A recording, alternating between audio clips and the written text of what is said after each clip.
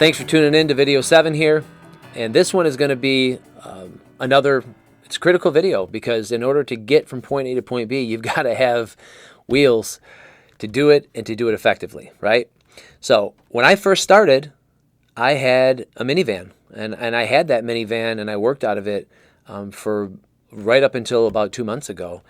I paid $1,600 for a 2003 Grand Caravan. Okay? No, there's no glitz and glamour to my life, and I don't care. It was effective. I took the seats out of it. I put my logo on the windows on each side so that it stuck out, and I used primary colors so to make sure that would work and people would see it. It was silver, so the primary colors really jumped off of it, and I just figured out how to make the space in that, and there were multiple different iterations that I did inside of it where I built a wooden rack, let's call it, so that I could get things underneath it and stack things on top of it. But it all matters. Everything matters. And I also knew that it was going to drive easier than a truck. It was going to get better gas mileage than a truck in the beginning. And I knew that I wasn't going to be doing jobs that were going to be so gigantic that I had to have all this extra space or have a dually pickup that I could haul, a gigantic trailer or whatever. If I got jobs that were too big, then I would rent a truck. And it doesn't cost that much. And you can even factor that into the price of whatever it is the job is.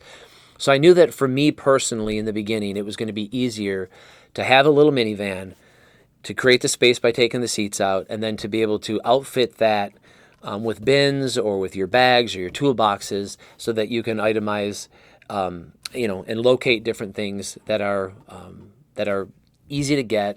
So, things that I'm always, utilizing, my impact driver or drills or hammers or, those type of things, they're going to be right behind my seat. They're going to be right there where I need to get them.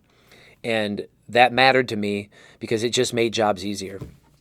I also put an aftermarket ladder rack on top of it so I could put ladders on it, strap them down, and make sure that I was going to be safe in that way too, because there's many times that you're going to use ladders.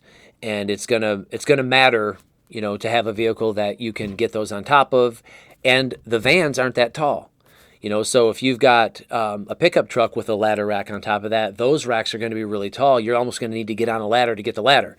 Where mine, I could actually stand up on the side of the van if I open the door to unhook the ladder, or I could just stand up on the wheel well, on the wheel itself, and get up and do it that way. So all this stuff you'll learn. I can't give you every nuance of what's going to happen, but I am telling you this.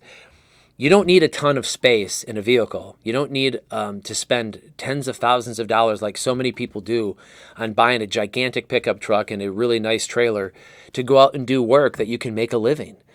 I was doing it and did it, for almost 3 years and have been supporting my family well, having utilized a van that I still have and I'm trying to sell, but I'm telling you that it's still in good enough condition that I can sell it and somebody else can go use it. So it does matter. Okay. When you have that vehicle that you want, having your tools in a place that you can get to them is also critical. I'm not the best at this. I'm not going to lie to you. When I get done with the job, I typically just end up throwing them back into the van. So then the next day, I have to, a lot of times, search for the things that I want, and it drives me nuts. And I say to myself when I'm looking for them, why didn't you put these back where you knew they were going to be? And I still, even to this day, have to have that conversation with myself sometimes because I'm looking for certain specific things that I need that I can't find. So I will tell you this. I don't do everything perfect, right? I still have things that I go, man, you're a knucklehead, Andy. You should have done this or you could have done that and made it easier. We're all a work in progress. We're all learning as we go. I'm telling you the things that I know are going to help you. Organization of your tools and to help your craft will help you. I promise you. So if there are different ways that you can make, it could be you're making yourself little compartments or cubbies or whatever that you can put things in. Do it. If you can work out of toolboxes that you can specifically label that are, here are my drill bits, here are my, reciprocating saw blades, here's where I'm going to put all my battery operated tools. Here's where I'm going to put all my corded tools. Here's where all my hammers and more hand tools go. Do it. It all makes sense, right? You want to be as efficient as you can. And again, because I do so many things, I don't even know how many tools I have, but I have a ton, and they're with me at all times. And, that way I know when I'm on a job, I don't have to think, oh man, did I bring that? No, it's in it.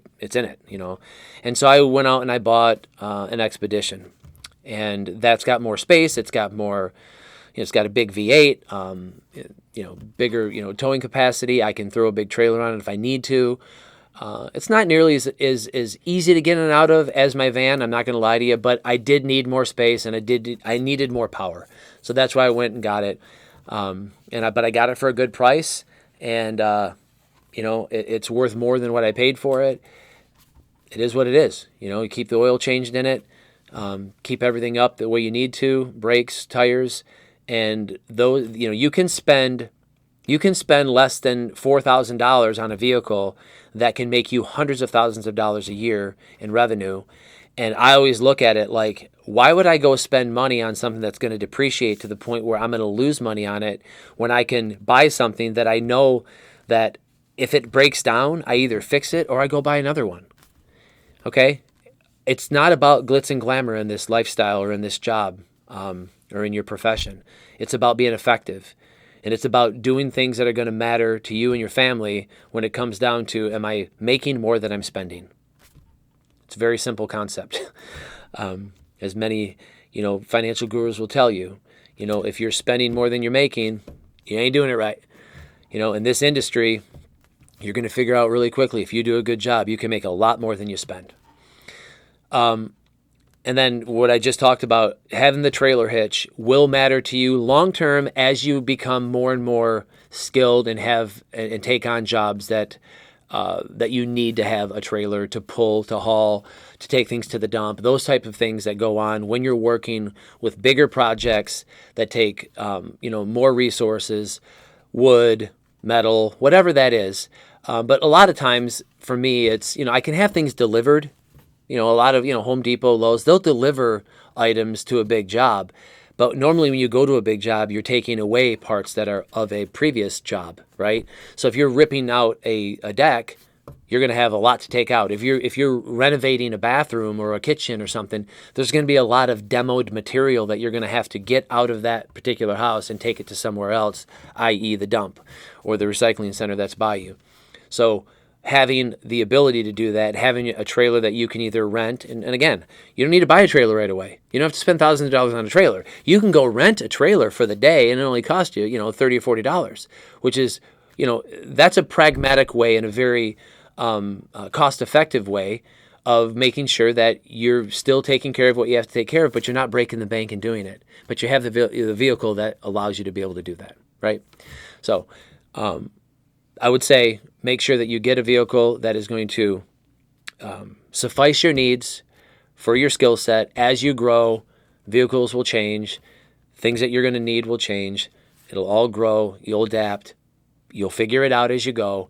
I'm giving you the baselines of how to make yourself the most effective early on, and then as you grow, you'll figure that out yourself.